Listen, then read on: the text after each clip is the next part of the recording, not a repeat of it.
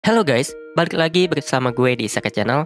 Setelah kemarin di part 1 gue nyeritain perjalanan Rudeus dan Elinalis menuju 8, ditambah lagi dengan info bahwa Roxy terjebak di dungeon selama 1 bulan terakhir. Sekarang gue lanjutin lagi ceritanya. Mendengar bahwa Roxy terjebak akibat lingkaran sihir teleportasi, Rudeus pun teringat dengan dungeon teleportasi yang berada di dalam kisah suatu petualang. Dan karena kebetulan buku yang memuat kisah tersebut dibawa oleh Rudeus, maka buku tersebut diserahkan kepada Gisu untuk dibaca.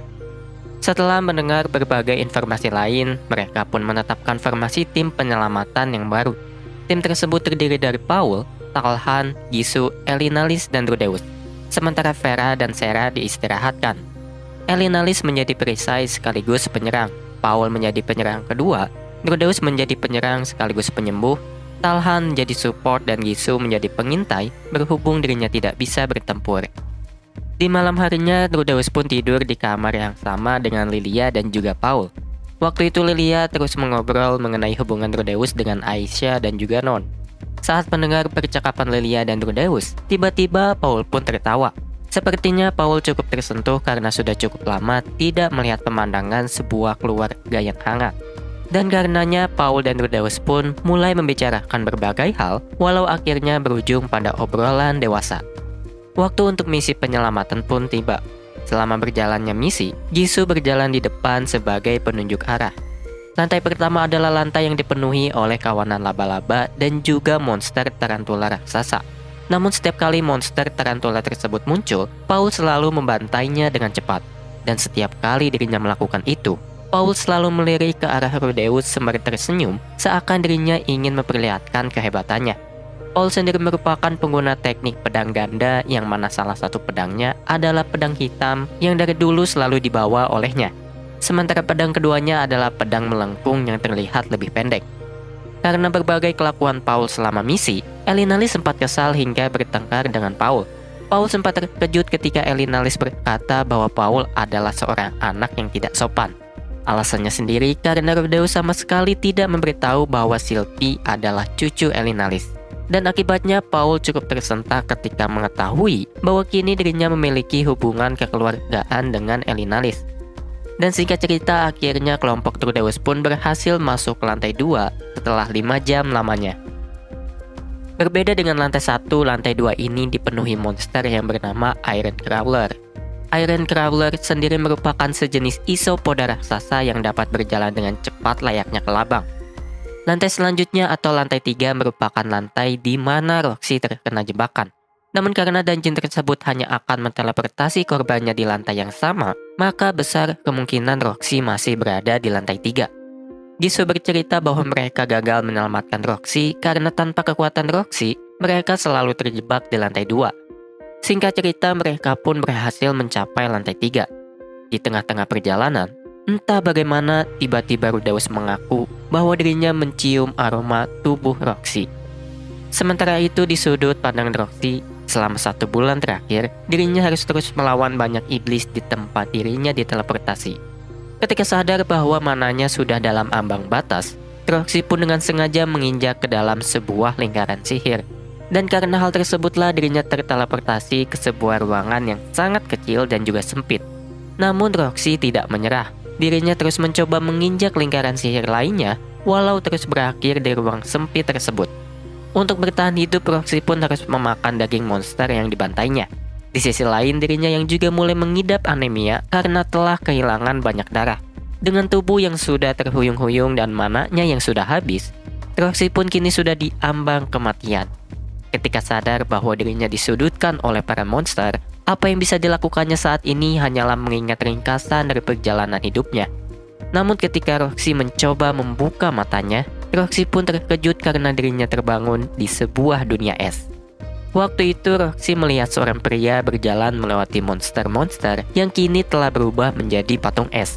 Dan pada saat itulah Roxy sadar bahwa pria tersebut adalah lelaki idamannya. Walaupun lelaki tersebut terlihat seperti seorang penyihir, namun setidaknya semua ciri-cirinya sama seperti yang diimpikan Roxy selama ini. Pria itu pun datang dan tiba-tiba memeluk Roxy dengan wajah lega. Namun karena Roxy tidak ingin pria tersebut memeluk dirinya yang belum mandi selama sebulan, maka Roxy pun mendorong pria tersebut. Dan karena dirinya masih linglung, lantas Roxy pun mempertanyakan nama pria tersebut. Ketika Roxy berkata bahwa dirinya tidak mengingat pria tersebut, pria itu terlihat sangat syok. Pria tersebut perlahan-lahan mundur sambil terhuyung dan memegangi mulutnya. Dan tidak lama kemudian pria tersebut pun muntah di depan Roxy. Begitu sadar bahwa pria tersebut adalah Rudeus, Roxy meminta maaf karena Rudeus sampai muntah akibat bau badannya. Namun Rudeus menjelaskan bahwa dirinya muntah karena Roxy tidak mengenalnya. Tentu hal tersebut adalah hal wajar, mengingat mereka telah berpisah 11 tahun lamanya. Menurut Paul, sebelumnya Rudeus terus berteriak bahwa dirinya bisa merasakan keberadaan sang dewi. Bahkan setelah mengeluarkan beberapa ocehan lainnya, Rudeus pun langsung merobohkan dinding gua yang merupakan tempat di mana Roxy berada. Karena mereka berhasil menyelamatkan Roxy, maka mereka pun memutuskan untuk pulang ke penginapan. Karena tidak bisa menahan rindu, Rudeus seringkali mondar-mandir di depan kamar Roxy. Namun karena Roxy tidak bangun selama seharian penuh, maka Rudeus baru bisa mengobrol keesokan harinya. Begitu bisa kembali bertemu dengan Roxy, Rudeus cukup kecewa karena kini dirinya dipanggil dengan nama Rudeusan. Waktu itu Roxy terlihat agak menjauh karena dirinya baru saja diselamatkan oleh pria idamannya tersebut. Walau begitu, akhirnya Roxy bisa memanggil Rudeus dengan sebutan Rudy lagi dan mulai membicarakan berbagai hal. Kemudian si monyet pun kembali mengadakan rapat tim. Pada rapat tersebut, disetujui bahwa penyelamatan Zenith akan dimulai dalam waktu 3 hari lagi. Selain itu, formasi tim sedikit dirombak dengan menempatkan Rudeus sebagai support Roxy. Keesokan harinya, Roxy pun membaca buku Dungeon teleportasi, sementara Rudeus terus mondar-mandir di depan Roxy lagi. Karena Roxy sadar akan hal itu, dirinya pun meminta Rudeus menjelaskan beberapa hal dari buku yang tidak dimengerti. Namun tentu saja semua itu hanya akal-akalan Roxy agar Rudeus bisa tetap berada di dekatnya. Misi penyelamatan kembali dimulai.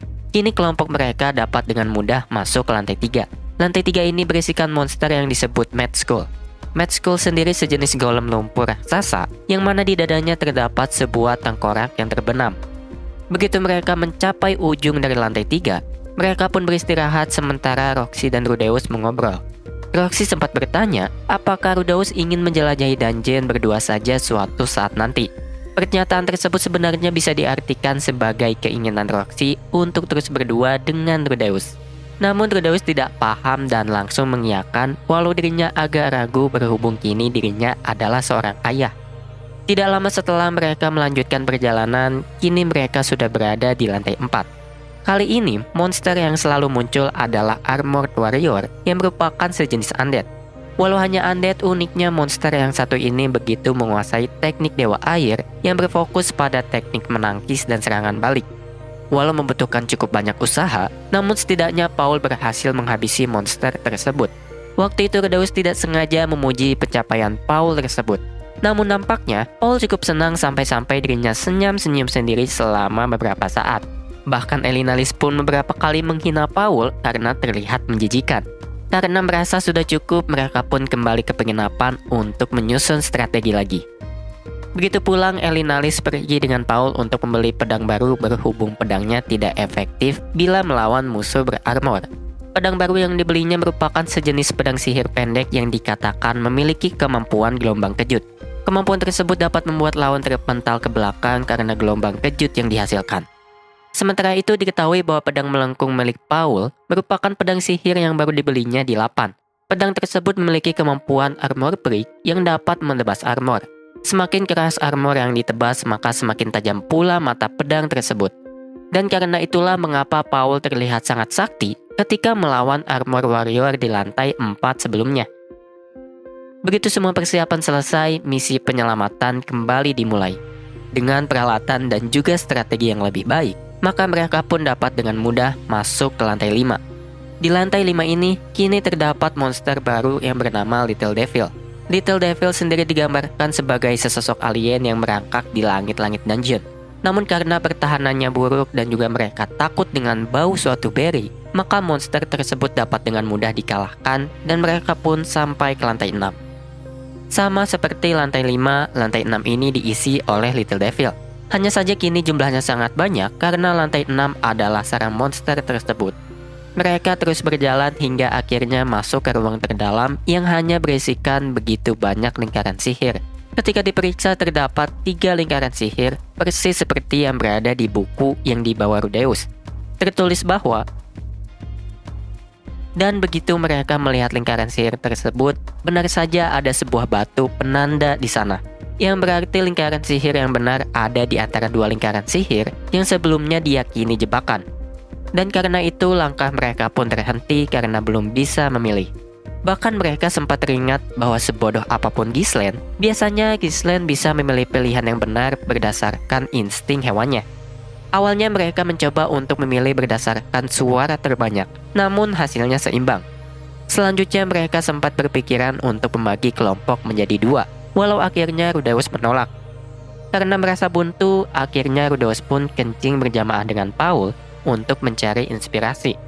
Waktu itu tampaknya Paul mempunyai sesuatu untuk dibicarakan, namun dirinya memilih untuk membicarakannya nanti. Merasa bahwa tempat mereka saat ini mirip dengan reruntuhan teleportasi milik Orsted, Rudeus pun meminta Gisu membantunya mencari sebuah tangga rahasia. Setelah beberapa saat mencari, benar saja Gisu menemukan sebuah tangga rahasia yang berada di lantai. Begitu lantai tersebut diledakkan, terdapat sebuah tangga menuju ke bawah. Dan begitu menyusuri tangga tersebut, mereka pun menemukan sebuah lingkaran sihir teleport. Namun lingkaran sihir tersebut berwarna merah, padahal biasanya berwarna putih kebiruan, yang mana bisa saja menandakan suatu bahaya. Mereka pun beristirahat dan bersiap untuk yang terakhir kalinya. Sewaktu mereka bersiap, Paul nampaknya ingin mengatakan sesuatu dengan ekspresi tertekan. Namun Rudeus meminta Paul untuk mengatakan hal tersebut nanti.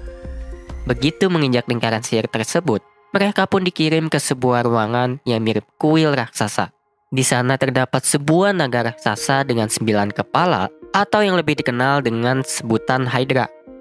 Ketika semua terfokus kepada Hydra yang berada di depan mereka, Paul malah menatapi sebuah kristal sihir raksasa yang dilindungi Hydra tersebut, yang mana ternyata terdapat Zenith yang terkurung di dalam kristal tersebut. Tanpa pikir panjang, Paul pun langsung menerjang menuju arah Hydra tersebut. Karena sama sekali tidak terkejar, maka Rudeus menembaki Hydra tersebut dengan stone cannon miliknya. Namun anehnya stone cannon tersebut sama sekali tidak memberi dampak apapun dan menghilang sebelum terkena Hydra. Hal tersebut berlaku juga untuk sihir Roxy dan Talhan. Di sisi lain, Paul terus memperpendek jarak sekaligus menghindari serangan Hydra tersebut. Namun dalam sekejap Paul berhasil memotong 2 dari 9 kepala Hydra tersebut dengan pedangnya. Namun tidak lama kemudian, Hydra tersebut menumbuhkan lagi 2 kepalanya yang sudah terpenggal. Karena situasi semakin berbahaya, maka Elinalys, Gisu, dan Talhan pun berbondong-bondong menyeret Paul menjauh dan kembali masuk ke lingkaran sihir. Ketika sudah berhasil masuk lingkaran sihir, Rudeus sempat bertanya-tanya apakah Zenith masih hidup. Namun waktu itu Paul langsung berdiri dan mulai membentak Rudeus. Paul berteriak mengapa Rudeus bisa setenang itu, padahal kini Zenith sudah berada di depan mata. Beberapa saat perdebatan pun berlangsung, akhirnya mereka bisa ditenangkan oleh Elinalys. Elinalys berkata bahwa dengan mengalahkan sang penjaga dungeon, maka kristal sihir tersebut akan membuka segelnya. Dirinya pernah mendengar ada orang yang pernah terjebak dalam kristal sihir, dan akhirnya orang tersebut bisa melanjutkan hidup secara normal. Walau muncul sebuah harapan, namun yang menjadi masalah adalah bagaimana cara mengalahkan Hydra tersebut. Roxy berkata bahwa mungkin saja Hydra itu merupakan naga iblis. Naga iblis sendiri seharusnya sudah punah pada perang besar manusia iblis kedua. Naga iblis dikenal sebagai naga penghancur sihir berkat sisiknya yang dilapisi batu sihir penyerap mana. Karenanya serangan sihir tidak akan terlalu efektif. Sementara serangan jarak dekat sangat berbahaya. Walau Paul bisa memotong leher Hydra, namun yang menjadi masalah adalah kemampuan regenerasinya. Setelah beberapa saat berpikir, Rudeus pun teringat dengan kisah Hercules yang membakar leher Hydra agar tidak bisa beregenerasi. Dan karenanya Rudeus menyarankan untuk membakar leher Hydra tersebut tepat ketika Paul memotongnya. Formasi pun berubah, kini yang akan berada di baris depan adalah Paul dan Rudeus, sementara yang lain akan menjadi support. Di sisi lain, Gisu sendiri akan diam di belakang untuk menjadi pengirim pesan apabila mereka semua terbantai. Setelah menetapkan hal tersebut, Paul datang kepada Rudeus untuk meminta maaf. Namun pada waktu itu juga, Paul berkata, "Selamatkanlah ibumu, meski dirimu harus mati." Pertarungan pun kembali dimulai. Sesuai dengan rencana sebelumnya, Paul langsung menerjang salah satu kepala Hydra dengan sangat cepat. Dan ketika lehernya terputus, Rudeus yang berada tepat di belakang Paul pun menembakkan apinya ke arah leher tersebut. Setelah beberapa saat terbakar, terlihat bahwa cara tersebut efektif dan Hydra tersebut tidak bisa beregenerasi. Mereka pun terus melakukan hal tersebut secara berulang-ulang. Namun selama itu juga, Rudeus harus beberapa kali diselamatkan oleh Elinalis dan Talhan.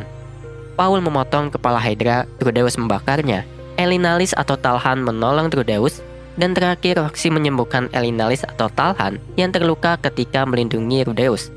Hal tersebut terus berulang hingga mereka berhasil membantai kepala keempat. Tepat setelah leher keempat dihanguskan, tiba-tiba Hydra tersebut memfokuskan serangan pada Talhan. Salah satu kepalanya berhasil menggigit kaki Talhan, dan setelahnya Talhan pun ditelan bulat-bulat. Berbarengan dengan sebuah suara sesuatu yang pecah, terlihatlah sebuah kepala yang hancur. Namun yang hancur bukanlah kepala Talhan, melainkan kepala Hydra yang ditebas oleh Paul. Begitu Rudeus membakarnya, maka Hydra tersebut kini hanya memiliki 3 kepala. Ketika Hydra tersebut terhuyung ke belakang, Hydra tersebut tiba-tiba memakan lehernya yang sudah hangus. Dan karenanya leher tersebut bisa menumbuhkan kepala baru. Karena kini Hydra tersebut memiliki cara baru beregenerasi, maka semua orang pun menjadi panik. Bahkan kini Hydra tersebut mulai menembakkan api dari semua kepala yang tersisa. Dan untungnya, waktu itu semua orang berhasil berlindung di balik dinding air raksasa yang diciptakan Rudeus. Begitu semburan tersebut mereda, Paul dan Rudeus berhasil menghanguskan 2 kepala lagi. Dan sekarang tersisa 1 kepala yang terlihat lebih besar dibanding kepala lainnya. Di saat kemenangan sudah di depan mata, tiba-tiba Hydra tersebut mengayunkan ke-8 lehernya yang kini sudah tidak berkepala. Waktu itu untungnya Rudeus berhasil diselamatkan oleh Paul. Belum sempat mengenali pola serangan tersebut, Rudeus pun ditendang oleh Paul. Saat itu terdapat sebuah bola mata Hydra di antara Rudeus dan juga Paul. Sementara Rudeus merasakan sensasi panas pada lengan kirinya, Rudeus pun menembakkan sihir buminya, dan kepala terakhir pun berhasil diledakkan. Begitu kepalanya hancur, Roxy mengakhirinya dengan sihir api yang membakar leher tersebut. Begitu leher terakhir hangus terbakar, akhirnya Hydra tersebut roboh dan sama sekali tidak bergerak lagi. Melihat hal tersebut, Rudeus pun meneriakkan kemenangan mereka. Namun tiba-tiba dirinya kembali merasakan sakit di tangan kirinya. Begitu melihatnya, Rudeus terkejut bukan main, karena ternyata tangan kirinya sudah buntung. Nampaknya tangan kiri Rudeus terpotong oleh kelopak mata Hydra yang sebelumnya berada tepat di sampingnya. Menyadari bahwa tangannya tersangkut di kelopak mata Hydra dan kepala Hydra tersebut sudah hancur lebur, Rudeus pun dengan panik berpikiran untuk mencari sisa-sisa tangan kirinya. Namun karena dirinya sadar bahwa tangan kirinya adalah bayaran yang murah bila dibandingkan kematian, maka Rudeus pun mulai menenangkan dirinya. Sadar dirinya diselamatkan Paul, maka sembari mencari Paul, Rudeus pun berkata, "Kamu menyelamatkan hidupku, ayah." Anehnya Paul sama sekali tidak menjawab. Di sisi lain, semuanya hanya terdiam. Ketika mereka semua melirik ke tempat di mana Paul terjatuh, pikiran Rudeus pun tiba-tiba kosong. Rudeus mempertanyakan mengapa Paul masih belum berdiri. Mengapa Paul tidak kunjung sadar dan juga tatapan matanya kosong. Begitu melihatnya secara menyeluruh, Rudeus akhirnya sadar bahwa bagian bawah tubuh Paul hilang. Saat memandanginya, tiba-tiba mata Paul pun mulai bergerak. Paul sama sekali tidak mengatakan apa-apa, namun dirinya masih bisa mengubah ekspresinya seperti orang yang merasa sangat lega. Dan tepat setelahnya, Paul pun akhirnya menghembuskan napas terakhirnya. Sementara itu, kristal sihir yang memberangkap Zenith pun mulai terurai. Walau tidak sadarkan diri, namun Zenith masih bernafas. Terdapat banyak kristal sihir dan juga sisik Hydra di ruangan tersebut. Selain itu, terdapat banyak benda sihir lain di sana. Andai kata mereka mengambilnya, maka Rudeus dan yang lainnya akan menjadi kaya raya. Namun tidak ada satupun orang yang bergembira termasuk Rudeus. Pikirannya kini benar-benar kosong. Rudeus masih menganggap bahwa semua yang terjadi hanyalah mimpi.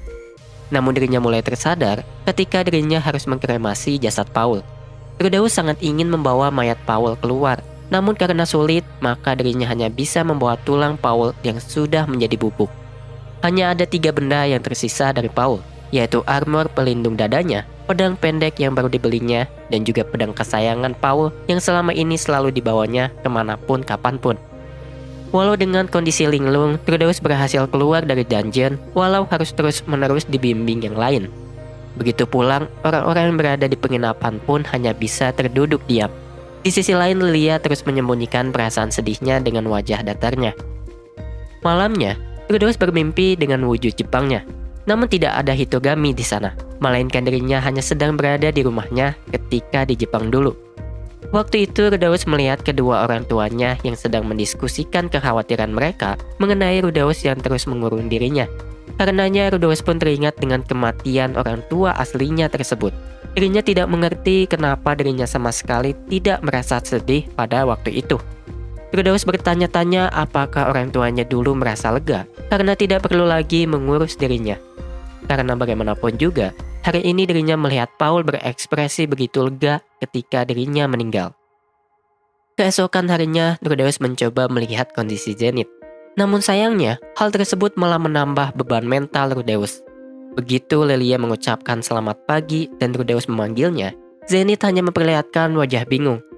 Bahkan Zenith pun mendorong Rudeus menjauh, seakan hendak mengusirnya. Zenith hanya melihat Lilia dengan ekspresi datar ketika Lilia menjelaskan semuanya. Nampaknya Zenith tidak bisa mengingat Lilia ataupun Rudeus. Bahkan dirinya terlihat kesulitan berbicara. Setelah beberapa saat, mereka pun menyimpulkan bahwa Zenith kehilangan ingatan, logika, dan juga akal sehatnya. Namun dengan kondisinya tersebut, Zenith terlihat cukup sedih ketika Lilia berkata bahwa Paul telah tiada. Dan dengan demikian, Rudeus pun ambruk dengan hatinya yang hancur. Mungkin sekian dulu ringkasan cerita penyelamatan Zenith di part 2 ini. Terima kasih bagi para pendengar dan juga penonton dimanapun kalian berada. Sampai jumpa di part selanjutnya. Bye.